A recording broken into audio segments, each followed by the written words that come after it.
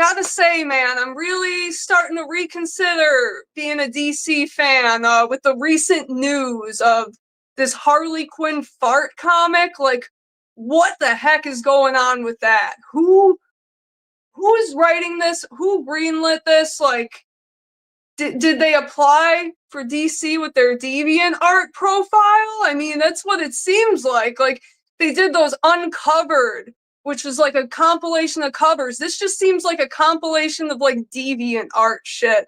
Like, what even is the story? Like, is Harley Quinn fucking Bo Raicho over here blasting enemies to the Netherrealm with her ass? Like, fatality. I don't know, man. Like, yeah, I'm obviously I love DC. There's a lot of good stuff going on, but man, this is just a literal shit stain on their reputation. We already have enough people getting sick and tired of what they're doing.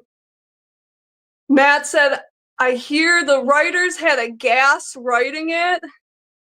Ben says, say what? Yeah, dude. What the heck? Like, when we say we want you guys to take risks, this isn't what we meant. Like, this ain't it. You know it'll stink. Yep.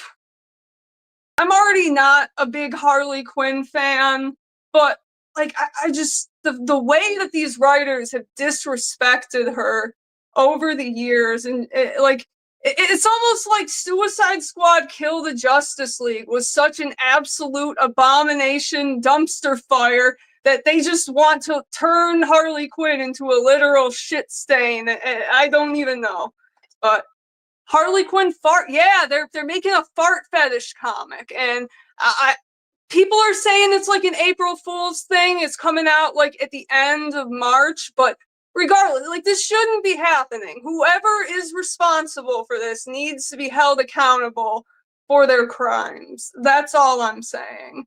I love DC. I will always love DC, but come on, like, you're losing people. Yeah, they are turning her into a joke, Matt. Like, they're really losing people with this. This is not the initiative that's getting people back in. Fart fetish, I kink shame. Yeah, I was like thinking, man, that, you know, they say you're not supposed to kink shame, but like, I think this is a justified reason to kink shame people. Like, if you're literally inserting your weird fetish, your weird, disgusting fetish into a comic, a superhero comic, a Batman character, then you deserve to be shamed for it. You deserve to be just blown out of the industry. Harley Quinn ass blast you to the Netherrealm, Bo Raicho style. Get the fuck out! Like, I'm sorry, but who is this writer and where did they find this person?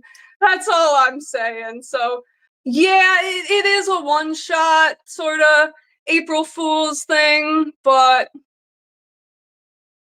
I don't know, this is pushing it a little bit. That's just going into a territory that I don't think I'm okay with. I'm not on board, but someone will buy it. Someone will buy it.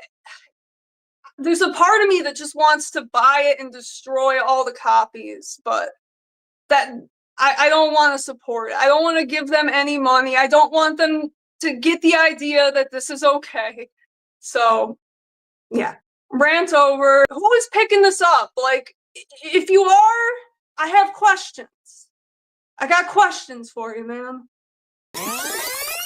You like Frank Miller's work, specifically Dark Knight Returns, Year One, Daredevil Born Again. He's such a good creator. What do you think happened to him? If you don't like him, that's perfectly okay. Well, I like him. I like The Dark Knight Returns. I like Year One. I would say they're not like my favorite Batman stories. I do think that maybe they're a little bit overrated, but I think that they're great for people getting into the character. Like, I think you could just give them Year One to start out, and then The Dark Knight Returns. Yeah, I think those are good starter Batman stories. I think what happened to him maybe got a little like washed up, a little like, you know, smelled his own shit a little too much, lost the the desire to really put effort into his work. Because, like, I see his work now, and I'm like, man, some of this, it just straight up looks like a child drew it. Like, some of it, it's like, damn, I was drawing better shit in kindergarten.